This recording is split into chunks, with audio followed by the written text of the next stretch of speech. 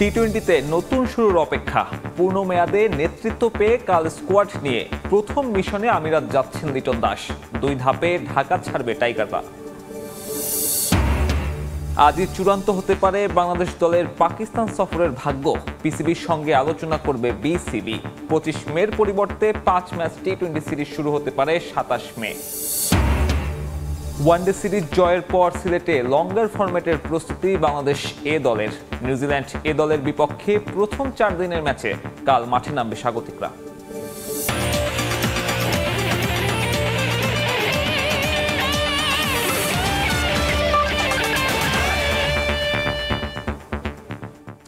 বিশ্বের নানা প্রান্তের খেলাধুলার খবর নিয়ে আমাদের নিয়মিত আয়োজন খেলার সময়।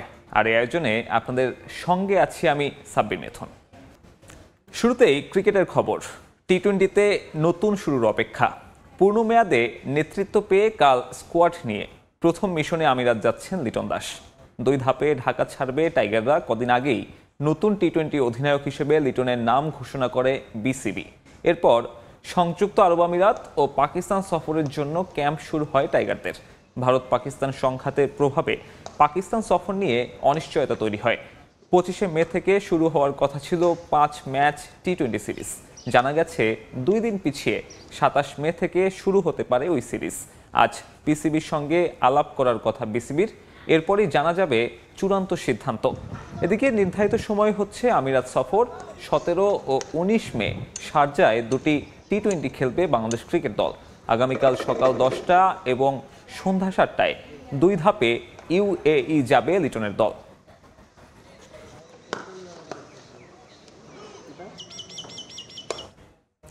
এদিকে অধিনায়ক হিসেবে বোর্ডের কাছে কোনো ধরনের চাওয়া নেই লিটন কুমার দাসের।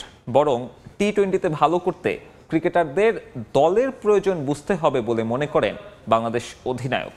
লম্বা সময়ের জন্য দায়িত্ব পাওয়ায় আত্মবিশ্বাস পাচ্ছেন দল নিয়ে কাজ করার। পাকিস্তান সিরিজে যাওয়ার সিদ্ধান্ত ঠেলে দিলেন বোর্ডের কোর্টে। অধিনায়কত্বটা নতুন নয় লিটন কুমার দাসের কাছে। ভারপ্রাপ্ত হয়ে টস করেছেন বেশ কিছু ম্যাচে, শুধু ভার নেওয়া হয়নি লম্বা সময়ের। এবার সেই দায়িত্বটাই পেলেন উইকেট কিপার এই টপ অর্ডার ব্যাটার। যেহেতু একটা নতুন সুযোগ আসছে, দায়িত্ব পেয়ে প্রথম সংবাদ সম্মেলন। স্বল্পভাষী লিটন অল্প কথাতেই দিলেন উত্তর। পার্থক্য বোঝালেন ভারপ্রাপ্ত আর পূর্ণকালীন দায়িত্বের। যেহেতু লং পিরিয়ডে একটা টাইম আমি পাবো, আমি চেষ্টা করবো জিনিসগুলো আস্তে আস্তে ডে বাই ডে গ্রহণ করার জন্য। ক্যাপ্টেনশিপ ছাড়াও তো আমি খারাপ খেলেছি, সো এখন ক্যাপ্টেন হয়ে আসতেছি, এটাও অপোজিট সাইডেও হইতে পারে। টি-20 ক্রিকেটটা এখনো আয়ত্ত করতে পারেনি বাংলাদেশ। সবশেষ বিশ্বকাপেও হয়েছে ভরাডুবি। এমন দলের ভাগ্য পরিবর্তনে কি দরকার? লিটনের নিজের চাওয়াটা জানিয়েছেন সতীর্থদের। যতটা বিসিবির সাথে আমি কমিউনিকেট করব, তার থেকে বেশি কমিউনিকেট করা দরকার আমার প্লেয়ারদের সাথে। তারা কি চাচ্ছে, তাদের কোন জায়গায় ডেভেলপ করা দরকার, কীভাবে খেললে ম্যাচটা জিততে পারি, এটা হচ্ছে আলটিমেট গোল। হতে পারে একটা ব্যাটসম্যান কোনোদিন 20 বলে 40 রানও করতে পারে, সেম ব্যাটসম্যানের পরের দিন হয়তো প্রয়োজনই নেই 20 বলে 15 রানও করতে হতে পারে। সো আমি চাই যে প্রত্যেকটা প্লেয়ার যেন গেমের ভিতর যত ইনভলভ থাকবে, যে আমি আজকের দিনটাতে আমার কি চাওয়া, দল আমার কাছে কি চাচ্ছে। আমার যদি প্রত্যেকটা প্লেয়ার এই জিনিসটা বুঝে যে আমার কাছ থেকে দল আজকে এই জিনিসটা চাচ্ছে, আমার মনে হয় তাহলে আমাদের টিম রেজাল্টটা বেশি হবে, রাদার দেন আমি চিন্তা করতেছি যে আমাদের এই ব্র্যান্ডেড অফ ক্রিকেট খেলতে হবে। অধিনায়ক লিটনের যাত্রা শুরু আরব আমিরাত সিরিজ দিয়ে। তার আগে চলছে পুরো দস্তুর অনুশীলন। ট্যাকটিক্যাল বিষয়গুলো পাচ্ছে গুরুত্ব, আছে ম্যাচ সিনারিও প্র্যাকটিসও। লিটনের কাছে এই বিষয়গুলো আন্তর্জাতিক ম্যাচের মতোই গুরুত্বপূর্ণ। পাকিস্তান সিরিজের সিদ্ধান্ত ছেড়ে দিয়েছেন বোর্ডের ওপর। আমার থেকে হয়তোবা এটা ভালো ডিসিশন দিতে পারবে বিসিবি, বিকজ 2 বোর্ডের মধ্যেই কথোপকথনের মাধ্যমেই জিনিসটা আগাবে। যদি বিসিবি মনে করে আমরা ওখানে ক্রিকেট খেলতে যাওয়ার মতন সিচুয়েশন যদি থাকে, আমরা অবশ্যই খেলতে যাব ওখানে। এর আগে লিটনের নেতৃত্বে 4 ম্যাচের 3টিতেই জেতে বাংলাদেশ। তবে এই ব্যাটারের ব্যাট হাসেনি সে ম্যাচগুলোতে। এবারের দফায় সে বৃত্ত ভাঙার প্রত্যয় টাইগার অধিনায়কের কণ্ঠে। সাব্বির মিথুন, সময় সংবাদ, ঢাকা। অবশেষে গুঞ্জনই সত্যি হলো। বাংলাদেশের পেস বোলিং কোচ হিসেবে নিয়োগ পেলেন সাবেক Australian pacer Shaun Tait. Coach হওয়ার দৌড়ে পাকিস্তানের উমর গুলের নাম থাকলেও টেইটের সঙ্গে 2027 সাল পর্যন্ত চুক্তি করেছে বিসিবি। এদিকে নতুন কোচ খুঁজে পাওয়ায় সমঝোতার ভিত্তিতে সাবেক নিউজিল্যান্ড পেসার আন্দ্রে অ্যাডামসকে দায়িত্ব থেকে অব্যাহতি দিয়েছে বিসিবি। বাংলাদেশের নতুন পেস বোলিং কোচ হওয়ার গুঞ্জনে বেশ কয়েকদিন ধরে শোনা যাচ্ছিল সাবেক অস্ট্রেলিয়ান পেসার শন টেইটের নাম। বিসিবির পছন্দের তালিকায় আরও ছিলেন পাকিস্তানের সাবেক পেসার ওমর গুল। তবে বাংলাদেশে কাজ করার অভিজ্ঞতায় এগিয়ে থাকায় শেষ পর্যন্ত অজি পেসারকেই বেছে নিয়েছে বোর্ড। সবশেষ বাংলাদেশ প্রিমিয়ার লিগে চিটাগং কিংসের হেড কোচের দায়িত্ব সামলেছেন শন টেইট। তার অধীনে ফাইনালও খেলে চিটাগং। এছাড়াও একই ফ্র্যাঞ্চাইজের হয়ে তিনি অংশ নিয়েছিলেন বিপিএল এর প্রথম 2 এডিশনেও। সব মিলিয়ে লাল সবুজ ক্রিকেট সম্পর্কে ভালো ধারণা থাকায় নাহিদ রানা, তাসকিনদের কোচ হিসেবে প্রাধান্য পেয়েছেন তিনি। মাত্র 42 বছর বয়সে বেশ কয়েকটি দলের কোচ হিসেবে কাজ করার অভিজ্ঞতা অর্জন করেছেন Shaun Tait. Pakistan, Afghanistan, West Indies জাতীয় দলের পাশাপাশি বিশ্বের অন্যতম দ্রুতগতির এই বোলার ম্যানেজ করেছেন আরও অন্তত 4টি ফ্র্যাঞ্চাইজ লিগের পেস ডিপার্টমেন্ট। কাজ করেছেন ইংলিশ কাউন্টি লিগেও। শন টেইটের সঙ্গে আপাতত 2.5 বছরের চুক্তি করেছে ক্রিকেট বোর্ড। দলের সঙ্গে চলতি মাসের শেষ সপ্তাহে যোগ দেওয়ার কথা রয়েছে তার। কাজ করবেন 2027-এর নভেম্বর পর্যন্ত। মূলত পরবর্তী ওয়ানডে বিশ্বকাপ ভাবনায় রেখেই এই চুক্তি করেছে বিসিবি। আমার কাছে মনে হয়েছে বাংলাদেশ ক্রিকেটের সঙ্গে যুক্ত হওয়ার এটাই সঠিক সময়। আমি অনেকবার বলেছি বাংলাদেশে প্রচুর প্রতিভাবান পেস বোলার আছে, তবে আমি ডেভেলপমেন্ট নিয়ে কাজ করব না। আমার দায়িত্ব হচ্ছে আন্তর্জাতিক অঙ্গনে সফলতা এনে দেয়া। আমার প্রধান লক্ষ্যই হবে এটা। আশা করছি ফিল সিমন্সের সঙ্গে জুটি বেঁধে বাংলাদেশ দলকে ভালো কিছু উপহার দিতে পারবো। এদিকে নতুন কোচ খুঁজে পাওয়ায় সমঝোতার ভিত্তিতে সাবেক নিউজিল্যান্ড পেসার আন্দ্রে অ্যাডামসকে দায়িত্ব থেকে অব্যাহতি দিয়েছে বিসিবি। গেল বছর মার্চে বাংলাদেশ জাতীয় দলের পেস ইউনিটের দায়িত্ব পান অ্যাডামস। 2026-এর টি-20 বিশ্বকাপ পর্যন্ত তার মেয়াদ থাকলেও শন টেইটকে বেছে নেয় সমঝোতায় পৌঁছায় দুপক্ষ। এস এম ইকবাল, সময় সংবাদ। ওয়ানডে সিরিজ জয়ের পর সিলেটে লঙ্গার ফরম্যাটের প্রস্তুতি সারল বাংলাদেশ এ দল। নিউজিল্যান্ড এ দলের বিপক্ষে প্রথম 4 দিনের ম্যাচে কাল মাঠে নামবে স্বাগতিকরা। এই মুহূর্তে সিলেট আন্তর্জাতিক ক্রিকেট স্টেডিয়ামে আছেন রিপোর্টার অপু বণিক। সরাসরি চলে যাচ্ছি তার কাছে। অপু, দেখুন, এই মুহূর্তে রয়েছে আমরা সিলেটের আন্তর্জাতিক ক্রিকেট স্টেডিয়ামে এবং আপনারা জানেন যে সিলেট খুব বৃষ্টিপ্রবণ অঞ্চল, তো সেটাকে কেন্দ্র করেই কিন্তু আজকে সকাল থেকে ঝিরিঝিরি কিন্তু বৃষ্টিপাত শুরু হয়েছিল এবং এখন তীব্র বৃষ্টিপাত হচ্ছে। আবহাওয়ার পূর্বাভাস যেটি বলছে প্রায় 45 থেকে 60 কিলোমিটার বেগে সিলেটে বৃষ্টি হওয়ার সম্ভাবনা রয়েছে এবং সেটাই আমরা দেখতে পাচ্ছি। যেহেতু আগামীকাল বাংলাদেশ এবং নিউজিল্যান্ড এ দলের টেস্ট সিরিজের প্রথম টেস্ট ম্যাচটি কিন্তু মাঠে গড়াবে, তো সেটাকে সামনে রেখেই কিন্তু মাঠ সেই ঠিকভাবেই কিন্তু প্রস্তুত হয়েছিল এবং আজকে সকালে গতকালের কথা যদি আমরা বলি, গতকালও কিন্তু বৃষ্টি উপেক্ষা করে বাংলাদেশ এবং নিউজিল্যান্ড এ দল অনুশীলন করেছেন এবং তারই ধারাবাহিকতায় কিন্তু আজও ঠিক একইভাবে কিন্তু বাংলাদেশ দল নির্ধারিত সময়ের আগে কিন্তু তারা মাঠে অনুশীলনে খুব ব্যস্ত সময় পার করেছেন, যেহেতু একটা লঙ্গার ম্যাচ খেলার সম্ভাবনা রয়েছে। তো সেই ক্ষেত্রে কিন্তু বাংলাদেশের প্লেয়ারদের মধ্যে সবাইকে আমরা খুব বেশি উচ্ছ্বসিত দেখেছি এবং মাঠে ঘাম ঝরিয়েছেন। যদিও আজকে মেঘলা আবহাওয়া ছিল এবং এখন কিছুক্ষণ আগেই কিন্তু নিউজিল্যান্ড এ দলের সবাই কিন্তু এসেছেন এবং অলরেডি তারা এখন বিশ্রামে আছেন। যদিও তাদের আজকে অনুশীলনের কথা রয়েছে, ঠিক 2টার দিকে কিন্তু তারা মাঠে নামার কথা, কিন্তু এখন যে অবস্থা শুরু হয়েছে সিলেটে আপনারা দেখতেই পাচ্ছেন প্রচুর পরিমাণে মুষলধারে বৃষ্টি শুরু হয়েছে এবং প্রায় 15 মিনিট ধরেই কিন্তু একটানা বৃষ্টি হচ্ছে এবং এই বৃষ্টির কারণেই কিন্তু বজ্রপাত হচ্ছে। এই মুহূর্তে কিন্তু একটা বৃষ্টি বজ্রপাত হলো।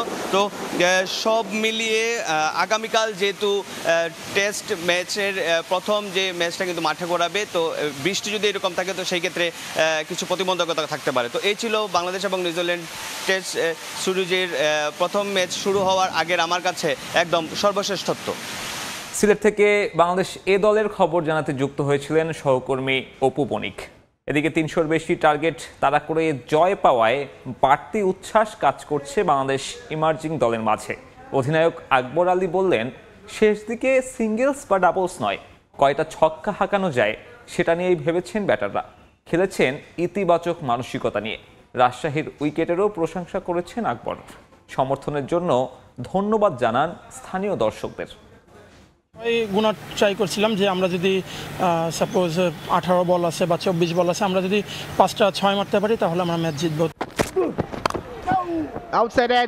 মডার্ন ডে ক্রিকেটে বাংলাদেশিরাও এভাবে ভাবতে বাধ্য হচ্ছেন। পরিসংখ্যান, অ্যাপ্রোচ সবকিছু মিলিয়ে টি-20তে যে বেহাল দশা, এর মাঝে পাইপলাইনের ক্রিকেটাররা এমন পজিটিভ মাইন্ডসেট নিয়ে খেলছেন, সমর্থকদের তাতে খুশি হওয়ার কথা। যে সিচুয়েশন ছিল 4 ওভারে 40 বা 3 ওভারে 40 রান লাগতো, বেসিক্যালি বাউন্ডারি মারার প্ল্যান ছিল, কেননা মাঠ যেরকম ছিল আমার মনে হয় যে সিঙ্গেলটা হতোই, তো আমাদের টার্গেটই ছিল প্রত্যেক ওভারে একটা বাউন্ডারি মারার।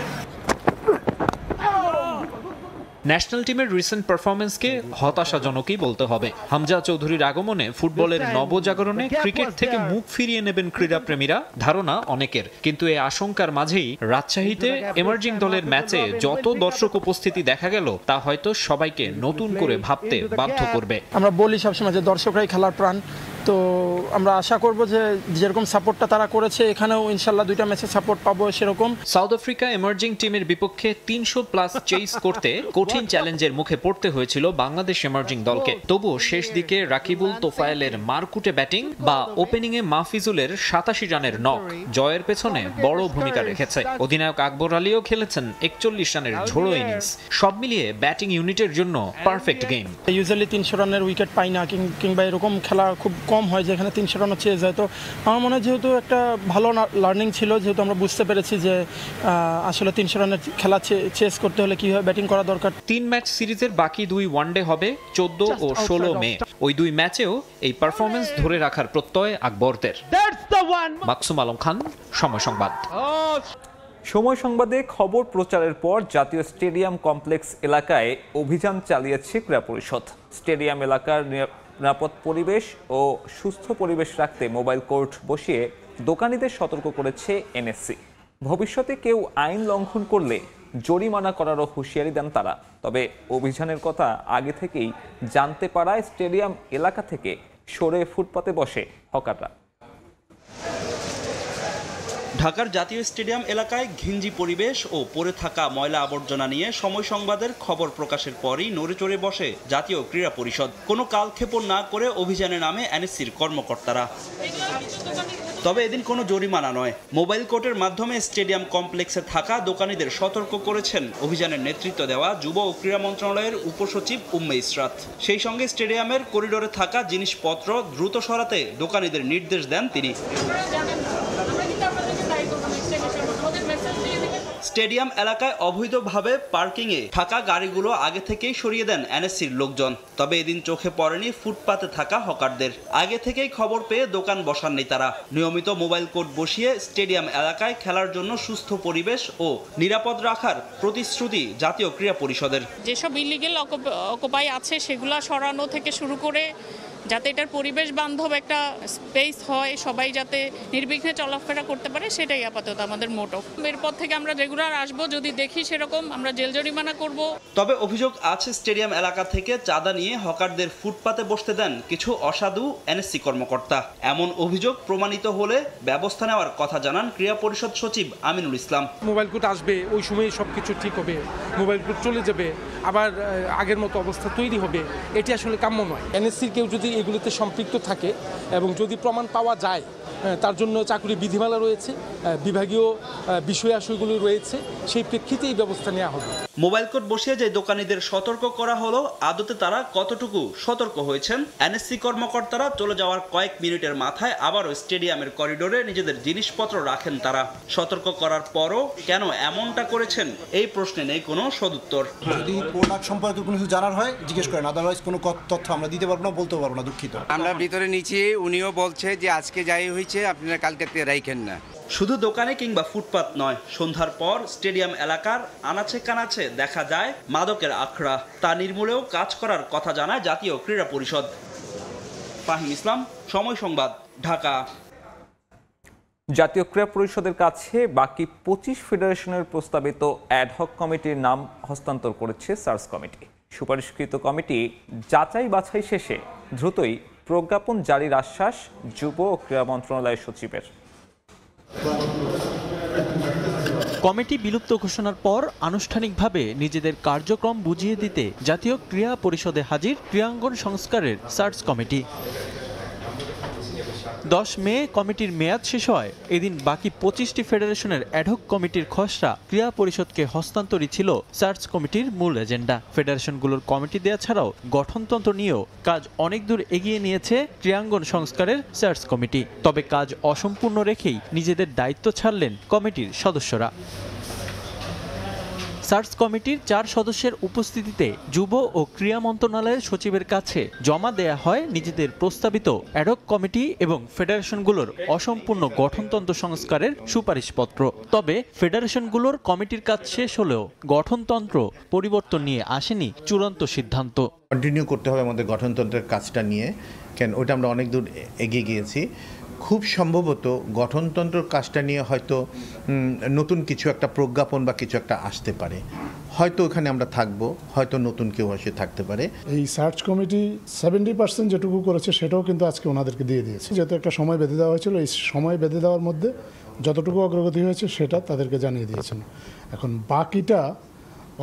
বাকি অংশটা এই সার্চ কমিটির সদস্যদেরকে দিয়ে ওনারা করিয়ে নেবেন কিনা, অন্য কাউকে দিয়ে করাবেন, এটা একান্তই মন্ত্রণালয়ের সিদ্ধান্ত। এর মধ্যে কিছু আইনি বিষয় রয়ে গেছে যে কমিটির মাধ্যমে হবে নাকি এটা অন্য কোনো নাম নিয়ে হবে। একটা কমিটি একটা গঠনতন্ত্র করবে কি করবে না, এই বিষয়গুলি রয়ে গেছে দেখেই এই জিনিসটা এখন পরবর্তীতে মন্ত্রণালয়ের সিদ্ধান্ত। এদিকে যুব ও ক্রীড়া উপদেষ্টার গ্রিন সিগন্যাল পেলেই প্রস্তাবিত নামগুলো যাচাই বাছাই করে প্রজ্ঞাপন জারি করবে মন্ত্রণালয়। আর গঠনতন্ত্র পরিবর্তনের চূড়ান্ত সিদ্ধান্ত আসতে অপেক্ষা করতে হতে পারে আরও কিছুটা সময়। আমরা আজকে অবশিষ্ট যে সমস্ত কমিটিগুলো আছে তার সিলগালা খামবদ্ধ অবস্থায় রিপোর্টটা পেয়েছি। যেহেতু আমাদের মাননীয় উপদেষ্টা জাতীয় ক্রীড়া পরিষদের চেয়ারম্যান উপদেষ্টা মহোদয়ের কাছে আমরা সেটা প্লেস করব এবং মাননীয় উপদেষ্টা মহোদয়ের সম্মতিক্রমে পরবর্তীতে এটার প্রজ্ঞাপনটা জারি করা হবে। যে কোনো একটা গঠনতন্ত্র করতে হলে এর স্টেকহোল্ডার কনসালটেশন ভেরি ইম্পর্ট্যান্ট, তো এটার জন্য একটু সময়ের প্রয়োজন। তো যেহেতু আমি এখানে নতুন যোগদান করেছি, মাননীয় উপদেষ্টা মহোদয়ের সাথে আলাপক্রমে আমরা পরবর্তীতে এই কমিটি কাজ করবে নাকি কিভাবে এটা এগিয়ে নিয়ে যাব সেটা পরবর্তীতে সিদ্ধান্ত গ্রহণ করা হবে। জানা যায় সার্চ কমিটির সদস্যদের নিয়েই নতুন নামে কমিশন গঠন করে ফেডারেশনগুলোর গঠনতন্ত্র পরিবর্তনের কাজ করতে চায় যুব ও ক্রীড়া মন্ত্রণালয়। রিফাতুল ইসলাম মিরন, সময় সংবাদ, ঢাকা। ব্রাজিল ফুটবলে হেক্সা মিশনের নতুন কান্ডারি হলেন কার্লো অ্যানচেলোত্তি। 26 মে আনুষ্ঠানিকভাবে সেলেসাওদের দায়িত্ব নেবেন ডন কার্লো। শুরু আর শেষের মধ্যে কি আশ্চর্য বৈপরীত্য। সান্তিয়াগো বার্নাবুতে যেদিন পা পড়েছিল ইতালিয়ান এই মানুষটির, তখন 10ম চ্যাম্পিয়ন্স লিগ শিরোপা জিততে মরিয়া রিয়াল মাদ্রিদ। এই বুড়োর হাত ধরেই ভেঙেছিল এক যুগের অপেক্ষা। লা ডেসিমার স্বপ্ন পূরণ হয়েছিল মাদ্রিদিস্তাদের। এরপর তো গুনে গুনে আরো 5 বার এই ট্রফিটা শোকেসে উঠেছে রিয়ালের। এর মাঝে একবার বিদায় নিয়ে আবার এসে 2 দফায় শেষ করেছেন 6 মৌসুম। সাদা জার্সিতে জিতেছেন 3টা করে ইউসিএল, সুপার কোপা, 2টো লা লিগা, কোপা দেল রে, স্প্যানিশ কাপ আর ক্লাব বিশ্বকাপ। সঙ্গে আছে একটা ইন্টারকন্টিনেন্টাল কাপের ট্রফি। শেষ মৌসুমটা খালি হাতে ফিরলেও 5 মৌসুমে 15 শিরোপা নিয়ে তিনি এখন রিয়াল মাদ্রিদ ইতিহাসের সেরা কোচ। মিগুয়েল মুনোজের 14 শিরোপাকে পেছনে ফেলেছেন ডন কার্লো। বার্নাবুর কিংবদন্তি কার্লো অ্যানচেলোত্তি। 25 মে বার্নাবুতে শেষবারের মতো ডাগআউটে দাঁড়াবেন তিনি। এরপর বিদায়। তবে এ দেখা শেষ দেখা নয়, এরপর নতুন দায়িত্ব, সেটাও কিন্তু ইতিহাস। ব্রাজিলের 102 বছরের ইতিহাসে কার্লো হতে যাচ্ছেন প্রথম বিদেশি কোচ। ঐতিহ্য ভেঙে হেক্সা মিশনের ব্যাটন তুলে দেয়া হচ্ছে ইতালিয়ান এই নাগরিকের হাতে। 26 মে সেলেসাওদের দায়িত্ব আনুষ্ঠানিকভাবে বুঝে নেবেন কার্লো অ্যানচেলোত্তি। আপাতত 1 বছরের জন্য কার্লোর সঙ্গে চুক্তি করেছে সিবিএফ, রাখা হয়েছে মেয়াদ বাড়ানোর সুযোগ।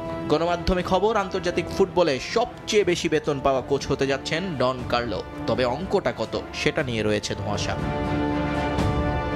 কার্লো অ্যানচেলোত্তিকে নিয়োগ দিয়ে একটা বিবৃতি দিয়েছে ব্রাজিল ফুটবল ফেডারেশন। সেখানে দায়িত্ব নেয়ার জন্য কার্লোর প্রতি ধন্যবাদ এবং কৃতজ্ঞতা জানিয়েছেন সিবিএফ চেয়ারম্যান। আন্তর্জাতিক ফুটবলের সবচেয়ে সফল দলটির দায়িত্ব নিতে যাচ্ছেন ক্লাব ফুটবলের সবচেয়ে ডেকোরেটেড এক কোচ। এভাবেই কার্লোকে সম্ভাষণ জানিয়েছে ব্রাজিল ফুটবল। তবে হলুদ জার্সিতে পথটা খুব একটা মসৃণ হবে না কার্লোর জন্য। আগামী বছরের ফিফা বিশ্বকাপের মূল পর্বে খেলা এখনও নিশ্চিত করতে পারেনি ব্রাজিল। বাছাই পর্বের 14 ম্যাচে তাদের পয়েন্ট 21, টেবিলে অবস্থান চতুর্থ। বাছাই পর্বে আর 4টি ম্যাচ বাকি আছে ব্রাজিলের, যার প্রথমটি 6 জুন, যেখান থেকেই শুরু কার্লো আনচেলত্তির নবযাত্রা, সঙ্গে ব্রাজিল ফুটবলেরও।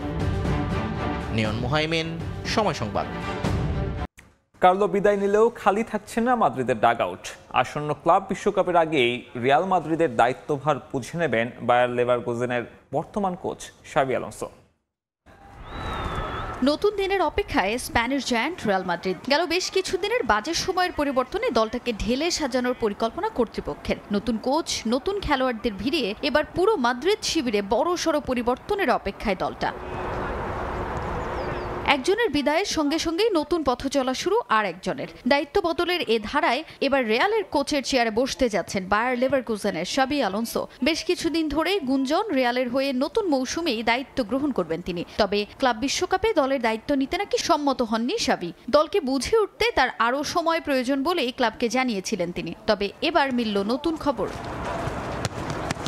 আগামী 3 বছরের জন্য রিয়ালের সঙ্গে চুক্তি হয়েছে শাবি আলোনসোর। 2028 পর্যন্ত স্প্যানিশ জায়ান্টদের দায়িত্ব সামলাবেন সাবেক রিয়াল তারকা। ইতোমধ্যেই দুপক্ষের সমঝোতায় চুক্তি পাকাপাকি, যদিও রিয়ালের পক্ষ থেকে এখন পর্যন্ত আনুষ্ঠানিক কোনো ঘোষণা দেয়া হয়নি এ বিষয়ে। আগামী সপ্তাহের মধ্যেই চুক্তির বিষয়ে আনুষ্ঠানিক ঘোষণা আসার কথা রয়েছে বলেই খবর প্রকাশ করেছে গণমাধ্যমগুলো। এর আগে ইউরোপিয়ান গণমাধ্যমে গুঞ্জন শোনা যায় ক্লাব বিশ্বকাপে রিয়ালের দায়িত্ব সামলাবেন অন্তর্বর্তীকালীন কোচ সান্তিয়াগো সোলারি। তবে এবার ক্লাব বিশ্বকাপে দলের হাল ধরতে সম্মতি জানিয়েছেন শাবি। চলতি মাসেই দলের সঙ্গে যোগ দিয়ে যে কদিন হাতে পাবেন সে সময়টাকেই পুরোপুরি কাজে লাগিয়ে প্রস্তুতি সারতে চান তিনি। তবে ক্লাব বিশ্বকাপের আগেই বেশ কিছু খেলোয়াড়ও দলে ফেরানোর পরিকল্পনা আছে মাদ্রিদ কর্তৃপক্ষের। দলের দুর্দশা ঘোচাতে Trent Alexander Arnold, Florian Wirtz সহ আরও কয়েকজনকে দলে নিতে মুখিয়ে রিয়াল মাদ্রিদ। আগামী 15 জুন থেকে মাঠে গড়াতে যাচ্ছে ক্লাব বিশ্বকাপের এবারের আসর। এর আগেই দলের দায়িত্ব নিয়ে মেগা ইভেন্টে আবারও রিয়ালের জৌলুস ফেরানোর লক্ষ্য শাবি আলোনসোর। এদিকে রিয়ালের চিরপ্রতিদ্বন্দ্বী বার্সেলোনার কোচ হ্যান্সি ফ্লিককে নিয়েও আছে নতুন তথ্য। চুক্তির মেয়াদ বাড়ানোর বিষয়ে সম্মতি জানিয়েছেন তিনি। 2027 পর্যন্ত বার্সা ডাগ আউট সামলাবেন বলেই গুঞ্জন শোনা যাচ্ছে ইউরোপিয়ান গণমাধ্যমে। তাজিন খন্দকার, সময় সংবাদ। এই ছিল খেলার সময়ের এখনকার আয়োজন। সঙ্গে থাকুন সময়।